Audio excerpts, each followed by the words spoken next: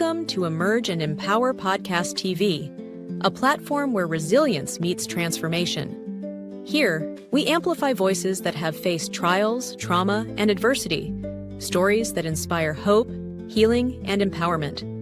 Every episode brings raw, unfiltered conversations with individuals who have risen from hardship, embracing faith, strength, and purpose. Join us as we break the silence, uplift one another, and emerge stronger together. New episodes air Wednesdays at 6 p.m. English and Saturdays at 6 p.m. with select Saturdays in Creole for our Haitian audience.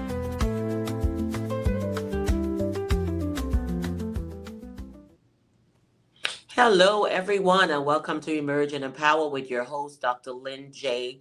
And once again, I'm happy to come to you here on the set as we bring yet again more stories to help you heal for real.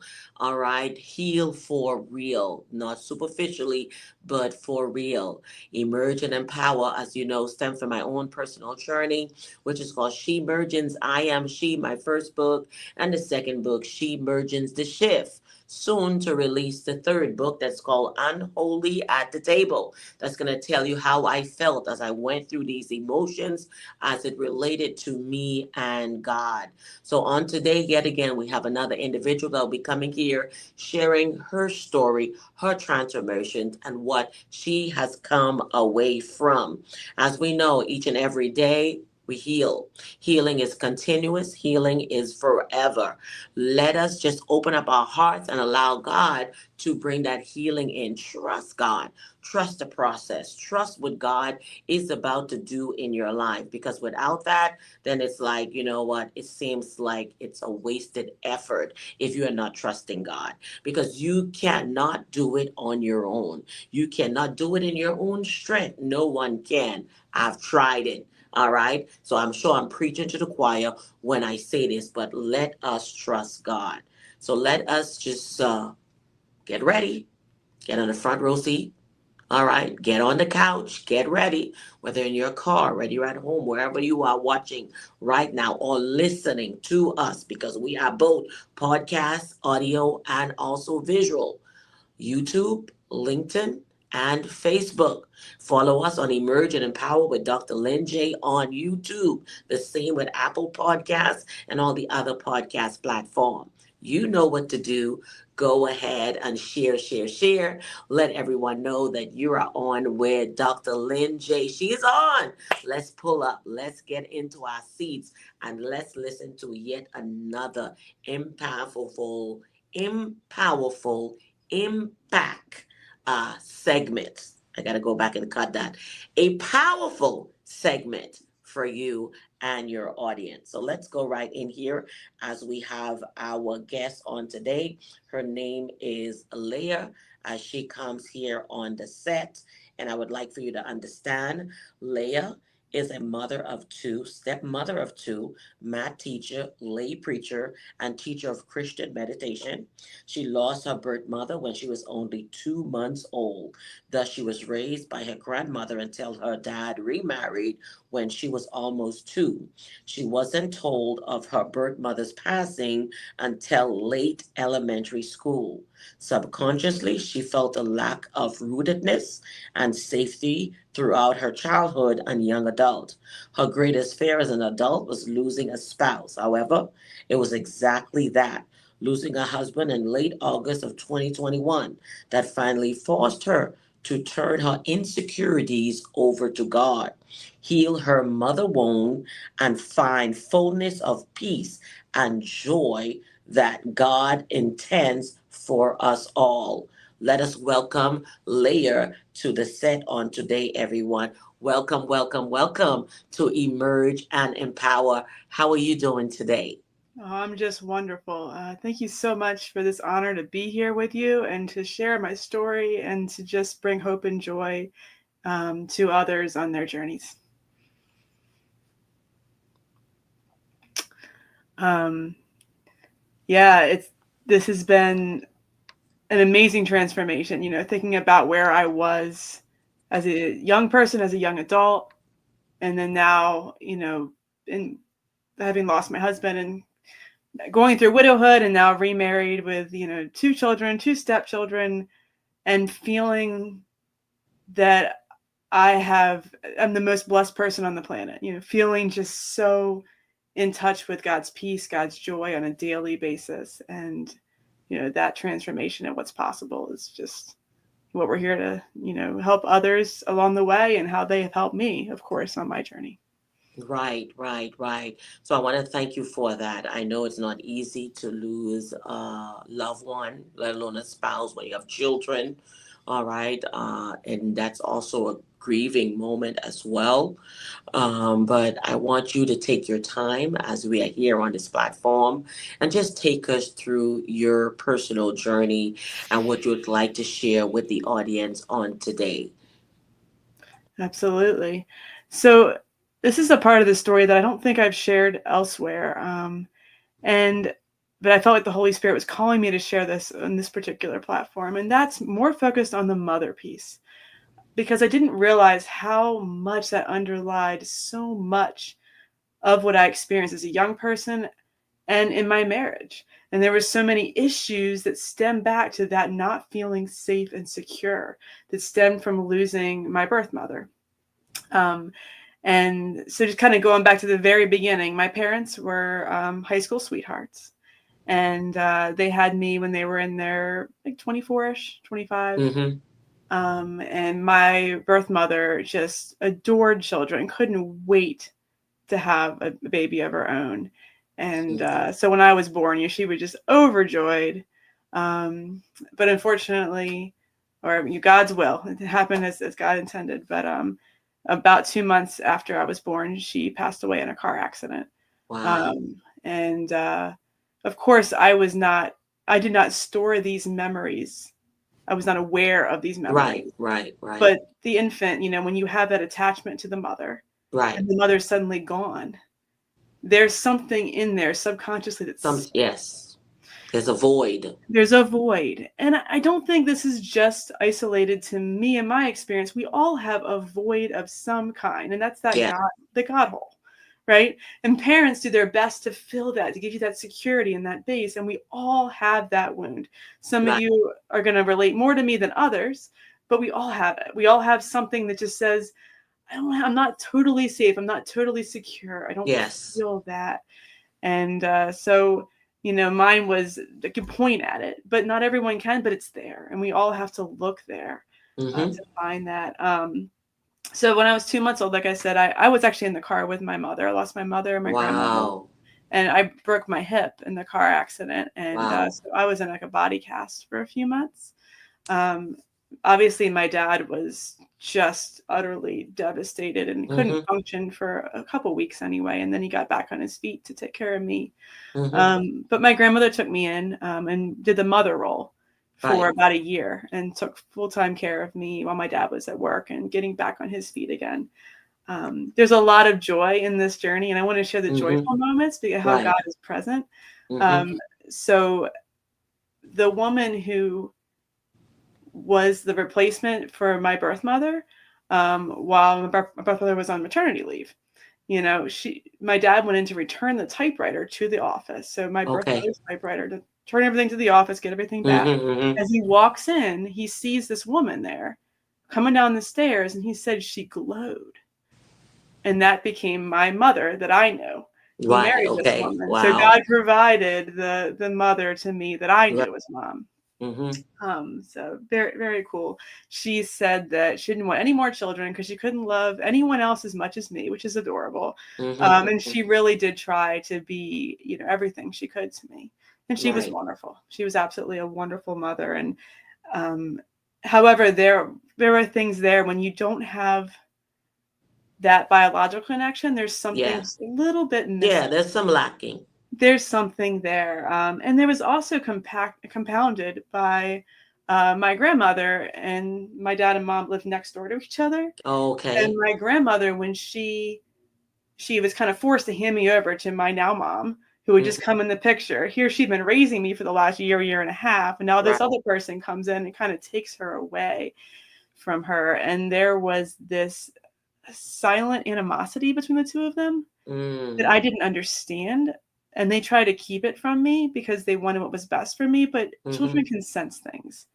Right. And it just sensed there was something there. And I didn't understand why my mom didn't like my grandmother that much. Right. And it was this weird sort of difficulty there.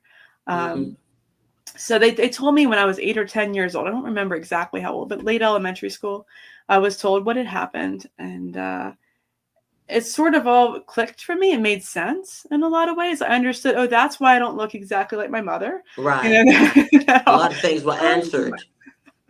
Yes, a lot of things were answered. And when I saw the pictures of my birth mother, I could see, oh, that's who I look like. And even some of the ways her posturing, the way she stood, the way she carried herself, and the pictures my dad showed me, Mm-hmm. I saw myself in them. I could see some of those connections.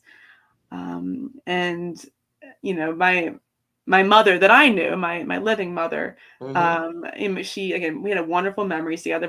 She taught me how to, she read to me every night. We taught me how to cross stitch. And my favorite memory of her is dancing in the kitchen with the Pointer Sisters, which is just a lovely memory of just being silly together. But again, there were so many things that were different between us. My dad and I are two peas in the pod, and my mom and I we're just very, very different people. And that was difficult. So my dad would take me on trips to out and about and just tell me about my birth mother and tell me little things about her so I could understand, sort of that background, where I came from and all of that. But I said there was that hole and I felt it. And when I hit middle school, and actually, Dr. Lynn, I just connected the dots today about this because I knew that middle school was very traumatic for me. And, we all go through difficulties in middle school. Our bodies are changing. Girls just get mean. I mean, it's just what it is. But I was I handled it especially poorly. I just hold up. I refused to talk to anybody. Wow. I just went within my shell. I didn't feel comfortable or safe to put myself out there in any way. I felt so vulnerable. And now looking back on it, it seems so clear to me. There was this piece of just not feeling safe. Right. That was in there that I think went back all the way to that. And it got so bad. And middle school was when that revelation came to you. Well, I didn't even know why. I mean, I found out about my mother before middle school, but during middle elementary. School, but yes.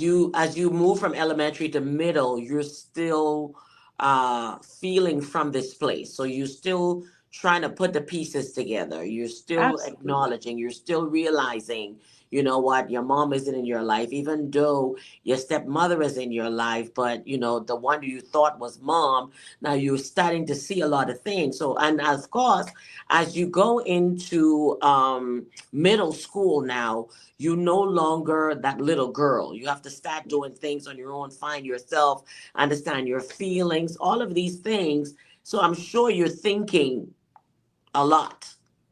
Yes, there's a lot of thinking and not a lot of courage. And my parents would tell me things. They say, Leah, you get stubborn over the weirdest things. Like the things that matter, you just like a doormat. But when the things that don't matter, I put my foot down because that was the only way I felt comfortable putting my foot down. I was just I came across as very confident, almost cocky. But deep down, I refused, like with friendships, I just wouldn't talk to anyone. I eat by myself at lunch. The group sat in a circle and I sat outside the circle. And it was tearing my body apart. I would get the equivalent of what appeared to be norovirus. I mean, that intensity every single month for a year and a half. Wow. And my parents were trying to figure out what's wrong. Is it something she's eating? Like, what is causing this? And I found out in college, like, it's actually a disorder that's stress. And your body is just trying to release the stress in some way, shape, or form. And so I was in a place of just very deep, not groundedness, not knowing who I was, and just kind of lost. And so that hole was deep for me. When I got to high school, things got better. I didn't have those viruses anymore, and I started to make friends, and a little bit at a time, but it came out of that a little bit. But as most teenage girls do, I tried to find my worth in a man. That was my next thing, right? To fill that hole with a man. I don't know why we feel it has to go that way, but for Right, somehow exactly. we feel, I don't know. It's like, why? Why do men and women feel like their selves being attached into someone else will fulfill something that's lacking, a void? And that's how come you might even have people who become promiscuous because they're trying to fill something that man cannot fill. Absolutely. And that's exactly what it is. But you may continue. Absolutely. Well, thank you for that, because that is very true, that we are looking to fill something that only God can fill. Mm-hmm. And the truth of it is, and I know that, most of our listeners know this, that it is actually when we find our fulfillment in God that those romantic relationships, should we have them in our life, are Mm-hmm. actually fulfilling. Mm-hmm. Otherwise, they're torture. It's Yeah. suffering, because you're looking for something that can't fulfill you for Mm-hmm. fulfillment, and that's not going to happen. And so I had a lot of honestly good boyfriends. They're nothing traumatic, nothing bad. Mm-hmm. They were all good people, but I was too attached to their opinion of me. And so when they thought highly of me, I felt great. And when they thought something, we had an argument, it was the end of the world. And went through these cycles. And So you give them your power. absolutely, I did. I gave those relationships that power. And it definitely led to a lot of suffering. Anytime I was single, I just didn't feel like I was worth anything. And it was a Yeah. difficult That means journey. that you valued yourself based on how people viewed you. Yes, absolutely. Um, and so the man that I married, and I do not regret marrying him at all. He was Mm-hmm. the right person for me at the time. And I still feel very positively about our relationship, and I still Mm-hmm. love him in the way that, soul to soul love, Right. not just romantic, but a genuine soul to soul love, Mm-hmm. made very deeply. He's a wonderful, wonderful soul. Um, he he was a heavy drinker, and I grew up with almost no alcohol in my house. And I went to a college that was a heavy drinking school. I didn't really drink, but I saw it all around me. And so when my boyfriend, fiance, then husband, would drink a lot, I just thought, oh, this is normal, because that's what I thought everyone did. I didn't Right. understand. And drinking, when someone becomes an alcoholic, they turn into a type of person who tends to blame others for things Yes. and not take ownership. And of course, my whole of needing to look for fulfillment in a man, what was absolutely not being met, because he was looking, kind of putting it all on me, Yeah. because that's what the illness does. It wasn't him. But in our first couple of years of marriage, he was not that way. But once the disease took hold, it became that way. And it was just not a good situation, with him being in that state of poor me, and me being in a state of let me rescue you, because if I save you, then I feel better about myself. Right. I don't know why we be thinking that too. It was a lot of insanity. It was a lot of insanity. Um, and so it got to the point, we had two little boys, about maybe 2 years old, and then the oldest was maybe two, about 5. And it was around my 30th birthday, 30, 32, somewhere in that range. And I was at my parents' house, and I was going to blow out the candles, and I asked my oldest, hey, you can make the wish for me this year. And I had no idea what this little guy was going to say, and I thought it'd Mm-hmm. be something cute and funny. And he said, and I was mortified, I wish mommy wouldn't cry so much. Wow. And I was, oh no, that's just not only embarrassed, because that kind of handed the cards to my parents that I'm not doing well. And I was trying to keep that under wraps as best I could. Exactly. But also, the biggest impact was, I need to do something, because my children are suffering Right. because I'm suffering. And I may not care about myself, but I need to care about them. And I need to do something for myself so that I can take better care of them. And so Right. that led me to, I'd always been a Christian, and a strong Christian. However, it led me to do more listening to God than talking to Mm-hmm. God, because I think a Right. lot of us as Christians do a whole lot of talking to Oh, God. yes. And We not don't any listen. listening. So I started a meditation practice, and where I would just sit, my attention in my heart and just be with God. And that's the first time I felt that unconditional love, Mm-hmm. where I realized, oh, I'm worthy. Not because somebody out there, whether it's a mom or a husband or a child, says I am, or a boss. I'm worthy because I'm worthy. Yes.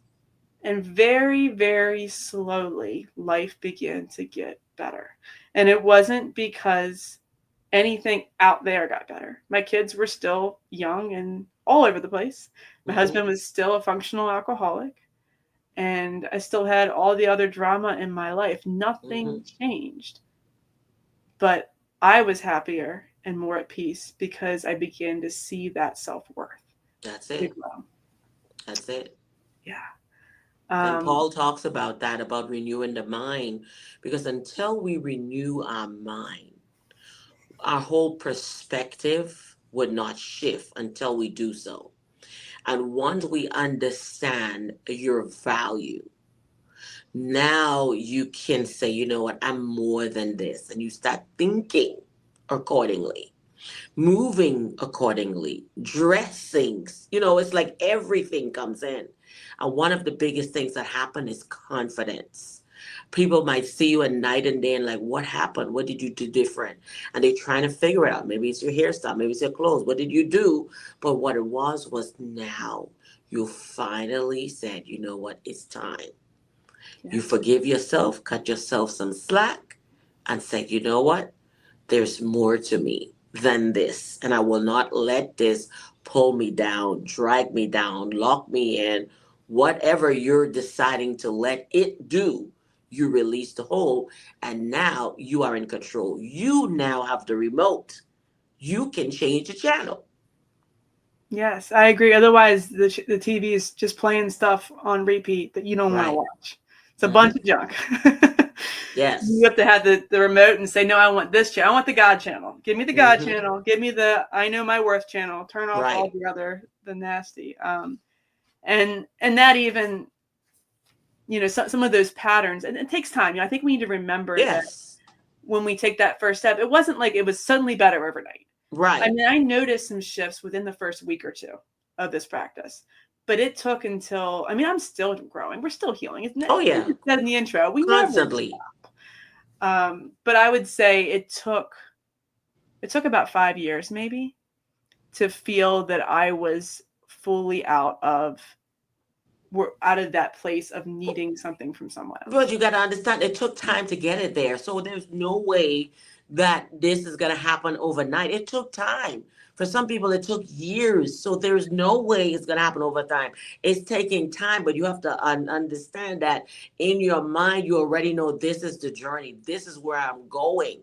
And you continue this path. It doesn't mean that there are times where you fall back, you like, wait a minute, forget it. But then you say, you know what, I won't throw in the towel, and you get up. Like somebody who was in a boxing match and been knocked down, right? Are you knocked down like I can't get up, knocked down, or I'm knocked down, but I still got the will to get up? I'm going for another round. And usually when that happens and you get that zeal and that push and that stamina, you just come in, punching. Because in so doing, the opponent is going to get necked down. Sometimes you got to close your eyes and you understand, just come up swinging. And whoever gets knocked and they say, wow, great punch. And you were just like, it wasn't intentional, but I just got up and I just started, punching. And that's it. So yes, it takes time. It takes time. So let's just go to a short break and we'll be right back.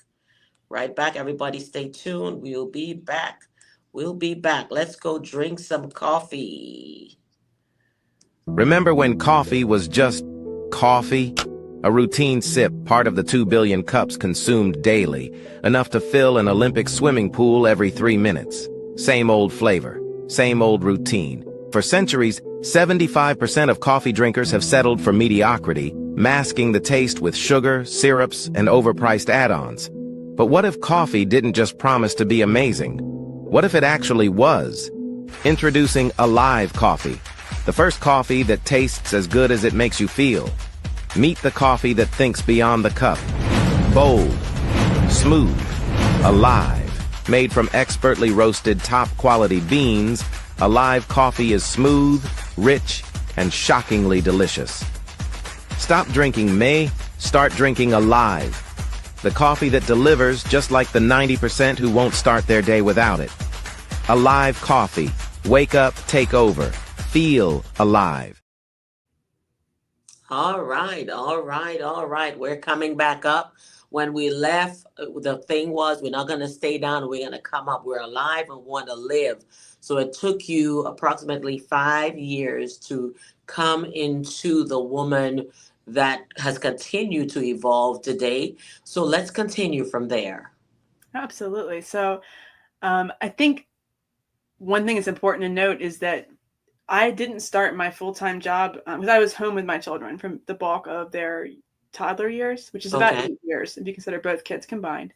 And so when my youngest was in kindergarten, so that's about 3 or 4 years into this healing process, was when I started back in full-time work as a high school teacher. And so by the time I was back in the school building, I had that joy about me that was palpable to people. My students saw it, my coworkers saw it, and they didn't know what was going on at home. They didn't know what was all this stuff. And so they all just figured my life was just hunky-dory, that was why I was so happy, was this circumstance. And, that they didn't know what was going on. Around that same time, again, I'm just starting back at work.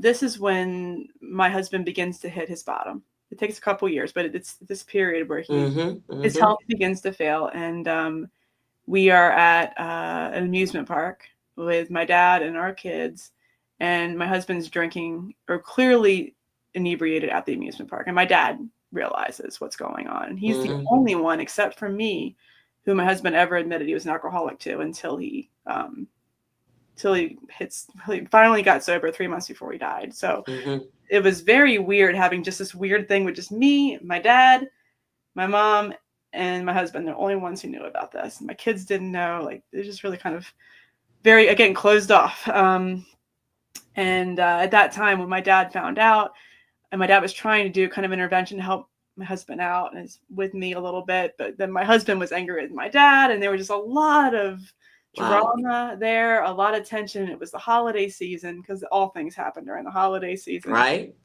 And this goes back to the mother thing. This is just a really cool story that I'm fuming, and I feel this knock on my heart, and I almost hear the words in my head, like it's not a voice, but like something that's not my own thinking. It says, "Hey, it's your mom. Pick up the phone and call your dad. Let him know that I love him." It's like, you got to be kidding. I don't want to talk to dad right now. I don't want to talk to dad right now. And she knew this. This is my birth mother, right? And you're going to, at first you might think she's kind of kooky, right? I'm making this stuff up, but there's something at the end of this going to be to tell you that this is a real thing. And I think this happened because she knew I wouldn't call my dad for me, but I would call for her. And so I'm thinking, this is crazy. My dad, I'm not going to call him. This is just a weird thing to tell him. Your deceased wife told me to tell you this. This is just very awkward. And so I'm thinking, well, just give me a sign. Give me a sign. I don't know. And this, again, a thought popped in my head, birds. Birds. And I thought, I don't need a sign. Why am I asking for a sign? I don't need to test this. I'm just going to do it. Like, what's the harm in calling my father? So I pick up the phone and I say, "Hey, Dad, it's me. This is what I'm feeling. I don't know why, but I'm supposed to call you." And I look out the window. I'm walking towards the window. I look out the window. And in the tree nearby our house, there's a whole, I don't know what the word for it is, flock of vultures covering this tree. Wow. Absolutely covering this tree. I break down crying at this point because I'm realizing, well, there's the sign. I asked for it. The day before I saw it. And then I find out later that my dad asked my mom, like when they were dating, to communicate with him with birds. Wow. I didn't even know that. So that confirmed, number one, that it was her. And Mm-hmm. number two, that this was legitimate. This was what was Mm-hmm. happening. So again, my mom's taking care of me when I'm pushing my dad away because my husband's angry, and here I am still playing that role of I'm gonna make my husband happy, and even I'm gonna side with him even though it doesn't make sense. Still Mm-hmm. doing that same habit. She is saving me, protecting the relationship with my dad, holding me. And so that's just a really, really cool moment there. And she comes in the story again a couple years later. My husband's health continues to get worse. I can see that he has yellow in his eyes. So he's clearly, something's wrong with his liver. Right. But again, I'm very naive, and he's in his late 30s. I'm thinking there's no way he's Mm-hmm.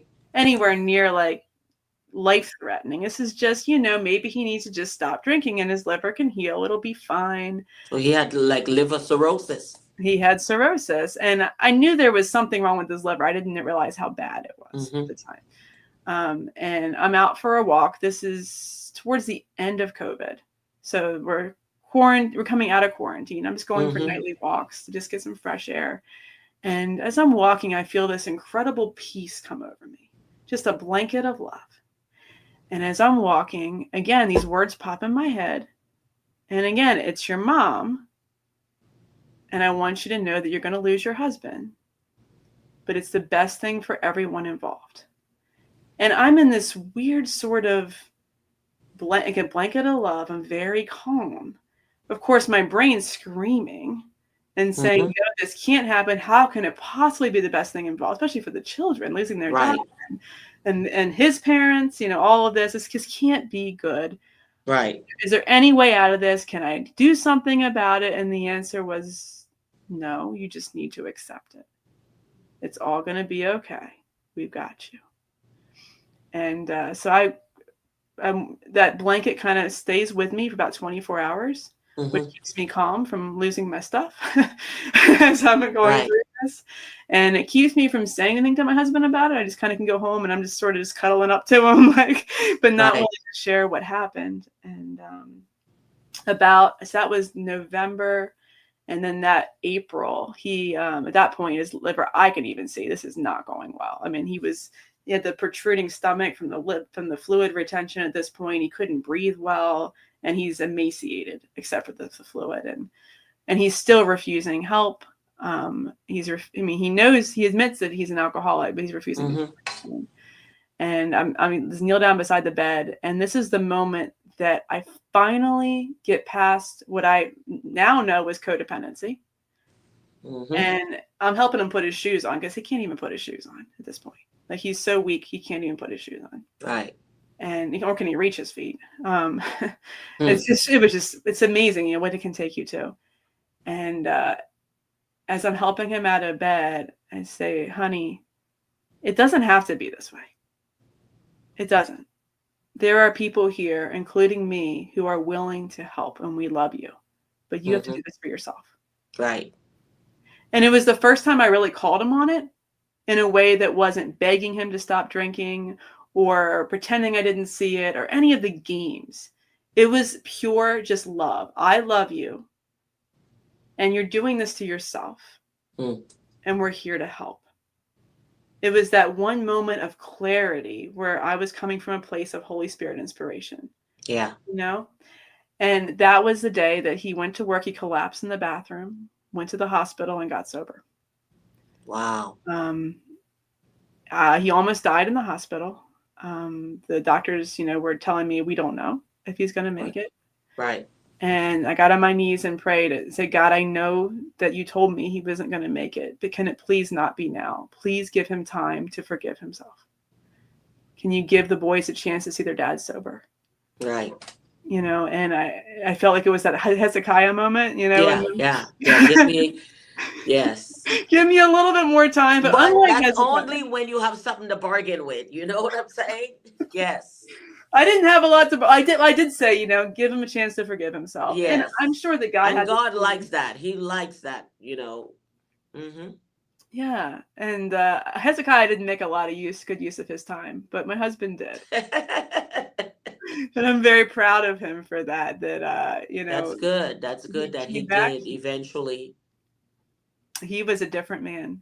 a completely different man. And And I'm happy we, for you to have that experience, that even yeah, though it was short lived.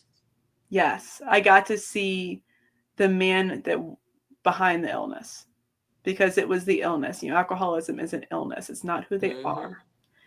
And I got to see that and experience that. Um, it was a beautiful 3 or 4 months that we had together. And after it was, that was like Aprilish, and then it was the end of August, and he had in the midst, like early August, late July, early August, he had an infection that was really bad, and he was hospitalized again. He never quite made it back from that infection. Oh, wow. The health wasn't great, but he was, doing okay. And this one day, late August, he says to me, "Leah, it's time to finish your book." And I was writing my first book, which I know we'll talk about at the end. It's not really Hmm. important to the story, but he knew that I think he knew he was going to pass. Right, right. And so he said, "Boys are coming in with me. We're going to let Mom publish her book today." And I hit publish. The next morning, he passed away at home. Wow. And so he got to be home with his kids. And the last thing he said to the boys was, "Listen to your mama." And at that point, I didn't even know that he was going to pass. And then it was Right, like right. 3 minutes after that he basically died in my arms. Oh, So it well, I'm sorry was, for your loss. thank I you. can. So what was crazy is about all of this is my greatest fear after watching my dad. I didn't watch my dad lose my mom, but I watched him grieve continually. Like even though he loved my current mother. Right, but you saw the lack. You didn't know what it was until everything came together. Then Yes. you understood your father and yourself. Yes. And there, in that hole that, there was that special relationship, the high school sweetheart that he had, and to have that close bond. And he loves both of his wives equally, but very differently. They're very different Right. relationships. And there's that hole from losing that and being taken away. I mean, I had some closure with my husband. I mean, it was a car accident. He had no closure. It was just, she was gone. And I completely unexpectedly, I had 9 months warning.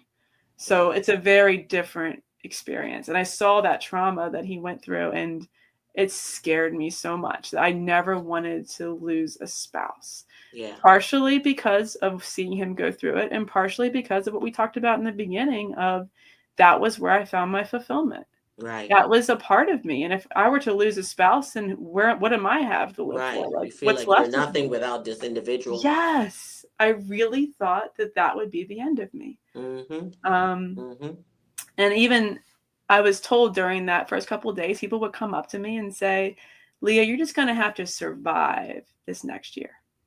Just survive." And that didn't sit right with me because, again, I was coming from this place of joy up until that point. I'd risen up, come back fighting, swinging. And I was like, no, I'm not just going to be surviving. I'm going to thrive. God wants me to thrive. I believe I'm going to thrive. Right. And I gave my life over to God. And I said, "God, I'm going to lean on you hard here. And I trust that there's going to be tough days, but you're going to turn this into something beautiful." Yes. And he did. And he was good and faithful to that. And that is what finally healed my mother wound, was realizing, and I had moments where I could feel that presence of my husband. There was one of my couple stories, that just little ones that I think we tend to brush off if people pass, like the things that they leave us, there's little cookie crumbs that they're looking out for us. One of them was, this was his birthday. So he passed, I honestly don't know the date. I know it was the day before school started, because that's what stuck in my mind was the kids went back to school the next day and he died the day before school started. They still went to school the next day because they wanted to. Right. But yeah. But that was, I don't remember the exact date, but so about 5 or 6 days later was his birthday. And I went up to visit my parents and grandmother. And at the time I liked country music a lot. And I was listening to country music up on the way, and my boys were loving it. And they said, "Listen to the radio, Mom, we love this." And I'm trying to help them get through their grief. So I'm playing whatever they want. But every country song was a love song that day. And my heart is just, they mostly are 97%. It is. It's either you're losing your dog, your car, your You're truck, your losing wife, or you're getting something them back. and you want something back. Exactly. And so it was just hitting hard, and I was not doing well. I was really, really struggling. And I get back in the van to come home, and it's a hour and 15-minute drive from my grandmother's house back home. And I go to turn on the radio, and I kid you not, and this is a relatively new car, and it has never done this since. Mm-hmm. It refused to turn on. Wow. The radio would not function. I tried 3 or 4 times. I'm trying to give the kids some entertainment. Nothing. But I needed it. I needed that quiet. I didn't need to listen to that music. And as I pulled in the driveway to our house, the radio kicks on. Wow. And so it was that symbol of, I'm taking care of you. You're not going to do this to yourself, because you matter too. And your healing matters. Yes. And then there were some other little things that happened. That we went to a baseball game with my brother-in-law, and there was this inside joke in our family that we were behind this other car. Or a car was behind us, and his license plate said "Money One," like the word money and like a one. Uh-huh. And I was driving a Honda Civic at the time, a hybrid Honda Civic, and it's not a powerful car. And so my husband was a real comedian. He was hysterical, and he's like, "Oh, Money One's trying to catch up with a mighty Honda Civic," and teasing us. So we're sitting at the game, and we're looking out, and one of the advertisements is a bank called Money One. Wow. And the kids and I look at it, and we look at each other, and we're thinking, yeah. Hey, Daddy. Just those little things, and whether they are or not, it's just a comfort of just, hey, he's looking out for us. And there's 1,000 other stories I could tell, but the point is that it healed me. Losing him helped me to realize, and I had that communication with my mother too through all this, about knowing that I was going to lose him, the thing with the birds in the tree, that no one we lose is truly gone. Right. You can't ever be separated from them. It's just you gotta understand that people are spiritual beings. So even if people are no longer in this envelope of the body, they're spirit. All right, we're spiritual beings. The body is just an outward encasement, right? But the real you is actually you, your soul. And that's why the Bible tells us to take care of our soul, to take care of our spirit. You understand? Because this body, it's not going anywhere with us. We go through the aches, the pains, the suffering, but that's not truly who we are. Right. Even though I see today people put so much emphasis on the aesthetics of themselves and the changes of themselves, but that is not who you are. You are your spirit. You are your soul, the inner man. That's who you are. That's your spirit. So yes, people, spirit. I mean, that's why I call it spirit. It's not something that we can tangibly touch. You understand? But that is who you are. Talking to you right now, Leah, you are not your outward appearance. You understand? You are the inner you, the soul. Mm-hmm. That's who you are. And that's why the Bible always tells us to guard our heart. He's not talking about our physical heart, but he's talking about us spiritually. You see? Yes. Absolutely. And that's what we have. And that's what lives on. We can't ever lose that. I mean, yes, we're going to grieve. And, in the book, It's Okay to Be Okay, which is my second book. We're going to pull up those books here. So let's go in here. Let's pull up this first one here. That's the one I published the day before he passed. Wow. And then you can understand, given the title there, that I wouldn't want to have dealt with that while grieving. Talking about what comes after this life, that's a tough one. Wow. And that one is, it's a compilation. I read about 500 near-death experiences, and I wrote one narrative that kind of, with a bunch of footnotes, that encapsulates, if you were to have one big experience, and from a Christian lens, what would that look like? What would it feel like? And so it's, instead of reading 500, you can just read one and get the gist, and then go explore on your own whatever avenues you'd like from there. But that was a joy to write. And then the second one is It's Okay to Be Okay. I apologize, I didn't get a good picture of this one, but how grief is a pathway to blessing and new life. That grief. It took losing my husband for me to be able to heal. I mean, and that's just, it's why did it have to take that? But it's what I needed, was to know that my worth is not caught up in any relationship. Right. It's in here. Because And people do that. People do yes, that all the time. See, you've said a lot of typical human nature, yes, trying to change for people, trying to be this for people, giving so much to someone, valuing ourselves, seeing ourselves as people see us and not how God sees us, all of these things. And now it is what you thought was your world, what you thought was your everything yes, shifted. All right. And once it shifted, you felt like all is lost, all is done. But then you realize that was not who you were. You right, know, you were in a situation, you was in a relationship, right? And I say this many times, when two individuals come together, it shouldn't be two broken correct, people. It should be two people that are whole. It takes, the Bible tells us, the man would leave his family to become one with his wife, but he's leaving whole to become to her being whole, two wholes equaling one. But if we have two broken halves trying to mesh together like a puzzle, they don't fit. You right, understand? And so that's where we have all of these things happening in life. You know what? Trying to accommodate, you know, linking in to all of those groups, and that's what you was doing, trying to overcompensate, trying to or apologize, yes, even just to be the mediator, apologizing even when you didn't do anything, saying I'm sorry even when you didn't do anything, yes, just because you want to fill in, just to help this person. But guess what? When we do that, we really not letting this person truly see themselves, because we don't give them the time. We need to put that mirror in the front of them to say, here is who I am. You understand? I don't want to be the reflection that you're projecting. That's not me. That is your view. That is your perspective. You understand? But instead, we tend to compensate, overdo this and overdo that. You understand? And before you know it, you're a shadow of who you are. And yep. I'm sure you had to go through building your life. So let's go to this point of building your life, bringing Leah back. Let's talk about that, because now you have to confront who you are. Yes. Um, it was pretty clear pretty fast. Like I was amazed, and that's why the title is "It's Okay to Be Okay," because it was amazed how okay I was, and the freedom I had. I already had gotten better. Like I said, I had so much healing in that Hmm. 5 to 6 years, but I still had more to do.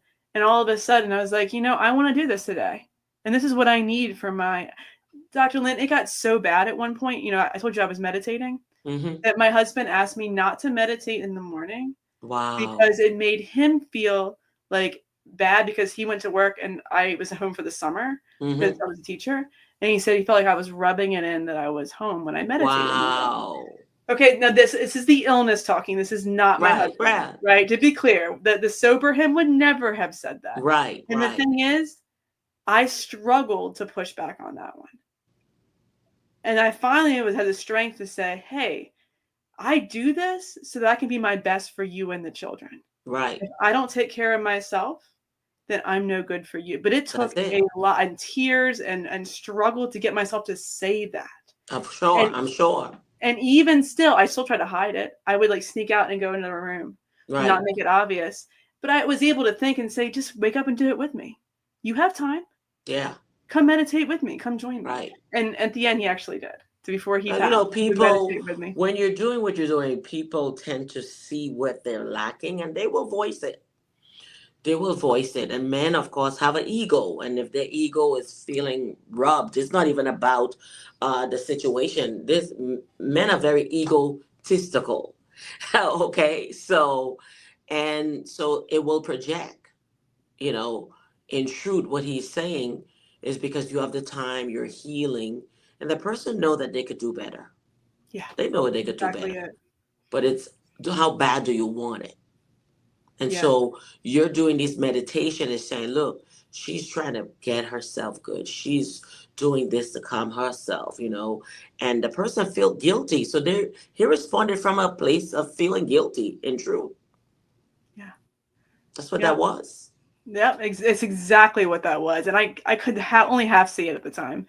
But Mm-hmm. that's what the strength was, is learning how to do that. Once I had that, he had moved on to the other side, and Right. I could still feel that as nudges. And it's interesting because every message I got from him once he had passed on, and even Mm-hmm. those last couple of months, I got the same messages, but it was even clearer when he passed on, was let Mm-hmm. me take care of you, which was just, this was, because when you get rid of the illness, when you get out of, like you said, the ego, and women have them too, when we Yeah. get out of those egos, all we care about is loving the other person and making sure that they're taken care of. And of Mm-hmm. course, we take care of ourselves as well. But because if we don't take care of ourselves, we're no good for anyone. Oh, no. And but that message came through loud and clear to me. Let me take care of you. It's time for you to take care of you and our children. And that's what I did. I spent that next year, and I had such a network. I had grandparents, neighbors, family, friends, You had a community. a whole community that just held us emotionally and supported the kids with, the gym teacher at their elementary school came to their sports games, things like that. Wow. Just the sweetest things. They each had male teachers that year. That's Wow. God taking care of them, right? You don't usually have male Mm-hmm. teachers in elementary school. Both boys had a male teacher Mm-hmm. that year.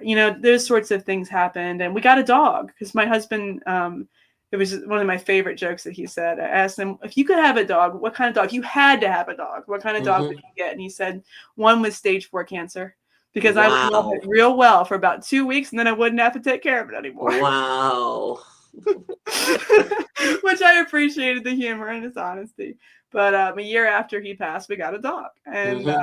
that's been wonderful too. So all those little changes, we honored him Right. in a lot of ways. We got quilts that had his different clothes that he wore. We made daddy quilts, Mm-hmm. so that we each should have one of those. And the memories. My kids, my oldest is now going high school next year, and he can fit into some of his dad's clothes. And he wore his Wow. dad's leather jacket to his middle school graduation. Wow. So like we have these things, we celebrate. There's pictures of dad in the house still, even though I've remarried. There's still pictures of dad in the house. I was just gonna say that. Like I said, let's talk about Leah now, because you had to find yourself.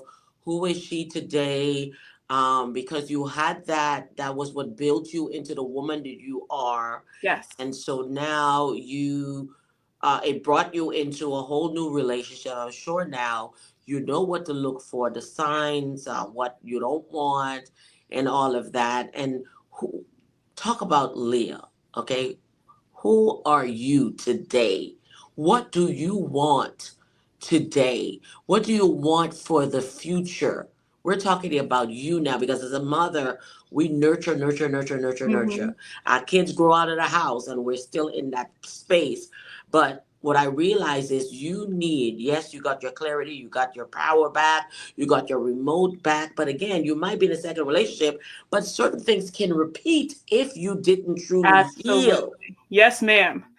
Yes. And that's something that we have had to be very cognizant of. And I have had to Mm-hmm. be very, very aware of going forward. And, one of the things that I told my now husband early on is, this is who I am. I'm a lioness kind of woman.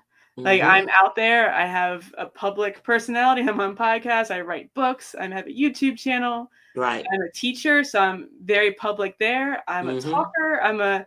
I'm fiery, right? I have not Right. a temper, but fiery as far as personality. Right. Expressive. Yes, and I'm not going to back down on that. Like, this is who I am. And this is like first or second date we were talking, and I said, I Mm-hmm. need you to not need me. Right. Because if you need me, this is not going to work. If you are Right. looking because this is who I'm going to be this. And I don't care what you do with you, because I want you to be the fullest, best version of yourself. Right. Right. And he is a very different personality. Basically, what you were saying is, don't hinder, don't become a barrier. Yes. Don't become a stumbling block. Don't block my path. It's not that you don't want to be there for him, because obviously that's the whole point of being in a relationship. But Right. the thing is, you want to be you without this person feeling that they're so dependent on you, pulling you back to your previous relationship of Right. having to be in that position of being the mediator, being the coach, being, all of this. But you Yes. want to pour into me, because I've been pouring. Let's pour Yes. into each other, Let's reciprocate Exactly. this. When I'm happy, let's be happy together and not become, a problem. Absolutely. Yeah. It's like be each other's cheerleaders. And I'm going to be your cheerleader. And I'm going to cheer you on in your dreams and whatever you want to do. I'm going to back you, support you, do whatever. But I Right. need you to do the same for me. That's And it. I'm not here to serve you and meet your needs Mm-hmm. anymore. Yeah, we're here to help each other grow. Right. We're going to be The co-partners. key word And is helpmate. yes. And we're going to serve God together. And if you're in here and in this to serve God together with the rest of our Mm-hmm. lives, because all I want, Dr. Lynn, you asked me, and this is what I pray to God long before I met my husband. At this Mm-hmm. point, I wasn't planning on dating for another still 4 or 5 years in the future. Mm-hmm. God surprised me. He had other plans, but but at the time I was not planning on it. And I say, God, I want to walk through the world without that ego and just love and serve people and let the Right. Holy Spirit just work through me and just love and take care of people. That's what I want to do with the rest of my life. Mm-hmm. And but what does that look like? Well, that looks like taking care of myself too, because if Of I'm not taking care of course. me, Of what, course. what are we doing? And it Mm-hmm. means not going, this little light of mine, right? We're not putting under a bushel basket. Right. We're not gonna cower because someone feels afraid of our light. Like, I You want to know? live. I don't want to just exist. I Yes. want to live my life. I want to be spontaneous. Yes. Yeah. And I love my husband is absolutely supportive of me. And That's there are good. moments that he has been fine, but that I go down that path just a little bit Mm-hmm. where I feel like I need to ask permission for now, Yes. logistics. Like today, I needed to check in with him about the change in the interview Right. time, right? I mean, Because it that's makes sense. You're in a courtesy. relationship. Something's gonna Yeah, happen that not in the norm. Hey, there's something I need to do, but I just need to let you know. Here's what right. I need to. Yeah, But it's as I told respect. you, That's respect. 99% this is going to be fine because I know him, and but I just want to be courteous, Right. but no, but there are some things of I'm doing this and I need to do it. And I know he's going to say yes, but there are still those moments where I think, well, maybe I shouldn't ask for that. Right. Maybe that's asking too much, or Right. maybe I shouldn't ask him to help with this, that, or the other thing around the house. I should just handle it. And Right. then I stopped myself. I said, whoa, is this a pattern you want to go down? Right. Are Right. you going to empower him or are you going to emasculate him? Because when you're Right. going to just go do everything for him, just because you think that's a nice thing to do, that's Mm-hmm. not helping anything. When you're just going to cower and say, well, I'm not going to do this because I'm stepping on your toes, maybe. Right. No, no. When we're our fullest and best selves and we're just enjoying each other's company and we're being each other's Yeah. cheerleaders, and that is totally different. It's a God-centered Yes. relationship. And that's what I have now. And to be clear, it's not the person. I know it's so funny is I've seen that. Yes. It's not the person that made the difference. My Yes. Brett and my current husband, who I'm going to keep anonymous, but my name, but they are honestly not that different. The Wow. difference is the healing. Yeah. The difference is that we know how to live and have our minds renewed and to live That's in Christ. it. That's And it. we know how to walk together in faith. And that's what you need. That's what you need when you're on this journey of renewal, this journey of healing. The person in your life also have to be on that path so they don't pull you back into a place that you don't want to go into. Because unfortunately, sometimes that happens. People end up sometimes getting into a worse off situation. Whether they said, you know what, I should have just stayed single. I should have stayed by myself if this is what's happening. So that's what I always say. If people are going to remarry, go in with your eyes open, go and heal. Do not come into another relationship until you've healed. You've dealt with all of your issues. I know healing is continuous, but those major things have to be reckoned. You have to look in the mirror and fix it before you bring someone else in, because it's just going to continue being a continuous cycle. So we are about to end here, Leah, and you've been a great guest here on the podcast. And I want everybody to know how they can connect with you. Now, where can they find your books before we disconnect here? They're at the Edge of the Jordans, both on Amazon and Barnes. It's Okay to Be Okay. I only have on Amazon at this point. Maybe this summer Okay. I'll get it on Barnes and Noble. Mm-hmm. Fingers crossed I'll get around to doing that. Yeah, that's And fine. The best way to connect with me is through my website, thecontemplativechristian.com. I'll say that again, thecontemplativechristian.com. And that has Contemplativechristian.com. All those links will be in the description, so you'll be able to connect. If you find her relatable, tell her that you saw her on Emerge and Empower and you love the story, and whatever it is you want to say. If she bless you, if whatever she brought into your life, do not be silent. All right, we are no longer in silence. We got to say it. Healing allows you to voice and not be ashamed of expressing yourself. Okay, so we're going to close at this time. And Leah, I really thank you so much for being here on the podcast on today. Everyone, I want to thank each and every one of you. If you connect, stay connected and build. Subscribe. I won't get tired of your subscriptions and I won't get tired of your views. That's how we can move around the world globally. We've had people from Australia. We have people logging in, calling in from Poland. We have people calling in from Ghana.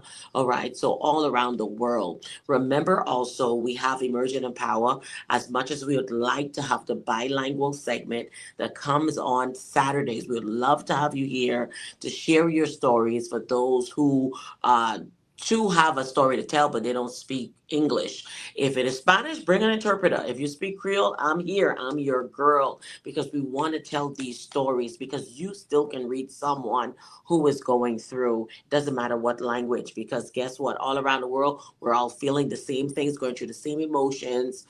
It doesn't matter what continent you're on. As long as you're human, someone is going through exactly what you're going through right now, what you went through yesterday. So you are not in this alone. Don't give up. Don't give up. So, Leah, before we close out, I would like for you to just come back here and just close off for us in prayer. Whatever the Holy Spirit put on your heart, let us just flow into this segment right now. all right.